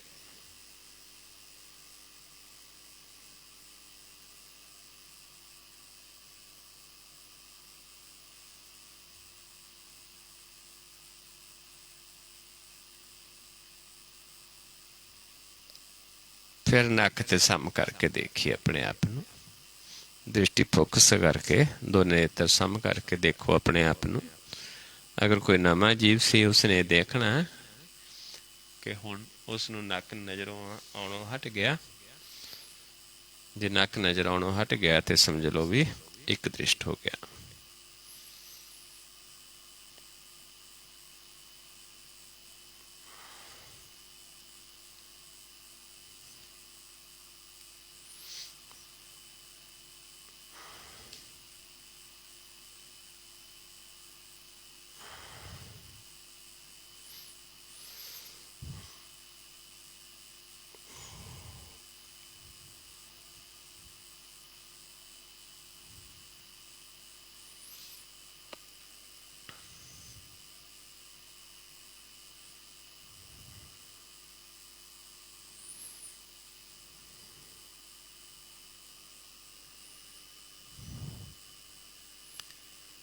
नीचे लै जो ध्यान हुण। नीचे जिथे भी आप बैठे हाँ, जो थले चादर वगैरह बिछी है, फर्श है, जो भी है, उस तो थोड़ा ऊपर रिलैक्स देखना है। फर्ज करो जो आप बैड ते बैठे हाँ, चादर दे उत्ते खुला पूरे बैड ते देखने की कोशिश करनी है, चादर तो थोड़ा ऊपर। ते देखांगे इत्थे सानू एक प्रकाश अनुभव होना शुरू हो जाएगा, जिमें ਸਰੋਵਰ 'ਚ ਚੱਲਦੀਆਂ ਲਹਿਰਾਂ ਹੁੰਦੀਆਂ ਨੇ, ਇੱਥੇ ਪ੍ਰਕਾਸ਼ ਦੀਆਂ ਲਹਿਰਾਂ ਅਨੁਭਵ ਹੋਣੀਆਂ ਸ਼ੁਰੂ ਹੋ ਜਾਂਦੀਆਂ ਨੇ।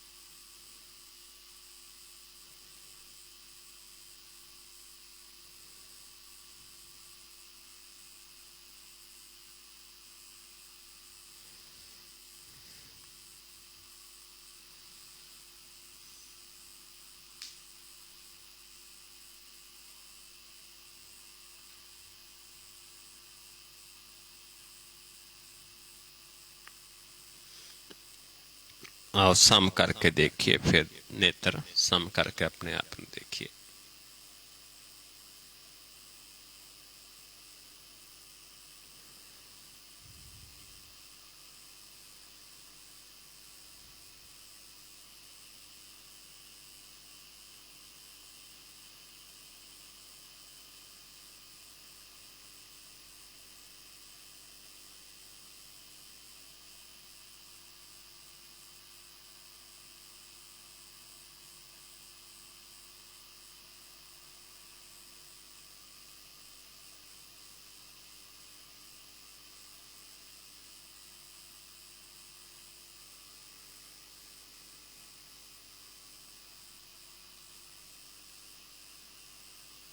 नीचे लै जो ध्यान फिर।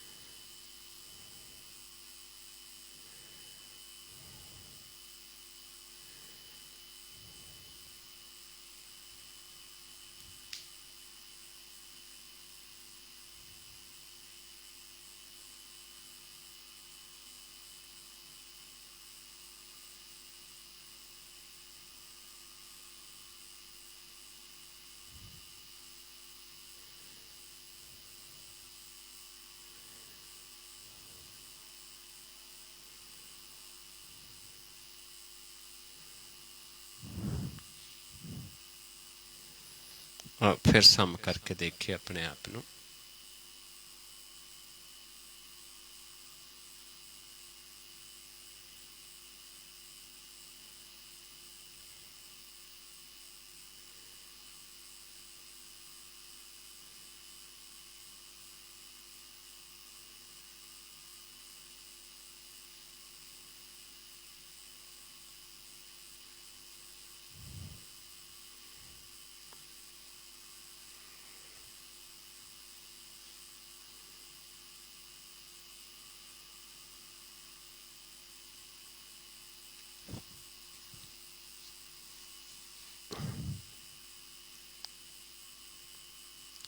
ਵਾਹਿਗੁਰੂ ਜੀ ਕਾ ਖਾਲਸਾ ਵਾਹਿਗੁਰੂ ਜੀ ਕੀ ਫਤਿਹ। ਸੋ ਗੁਰਮੁਖ ਪਿਆਰਿਓ, ਇਸ ਤਰੀਕੇ ਦੇ ਨਾਲ ਆਪਾਂ ਧਿਆਵਾਂਗੇ, ਅਭਿਆਸ ਕਰਾਂਗੇ ਤੇ ਉਲਟਾ ਪਵਨ ਵਾਲੇ ਪਾਸੇ ਚੱਲਾਂਗੇ ਤੇ ਜਾ ਕੇ ਸੁਣ ਕਿਤੇ ਸਮਾਏਗੀ ਪ੍ਰਕਾਸ਼ ਦੇ ਵਿੱਚ।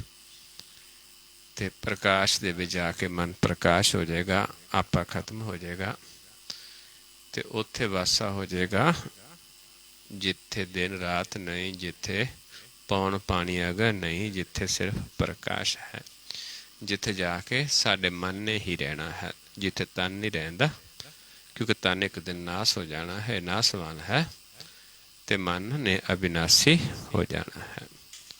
ਸੋ ਆਓ ਇੰਨੀ ਕੁ ਵਿਚਾਰ ਕਰਦੇ ਹਾਂ। ਬਹੁਤ ਸਾਰੀਆਂ ਭੁੱਲਾਂ ਹੋ ਜਾਂਦੀਆਂ ਹਨ। ਆਪ ਸੰਗਤ ਸਤਿਗੁਰੂ ਜੀ ਬਖਸ਼ਣ ਯੋਗ ਹੋ ਬਖਸ਼ ਲੈਣਾ ਜੀ। ਵਾਹਿਗੁਰੂ ਜੀ ਕਾ ਖਾਲਸਾ ਵਾਹਿਗੁਰੂ ਜੀ ਕੀ ਫਤਿਹ।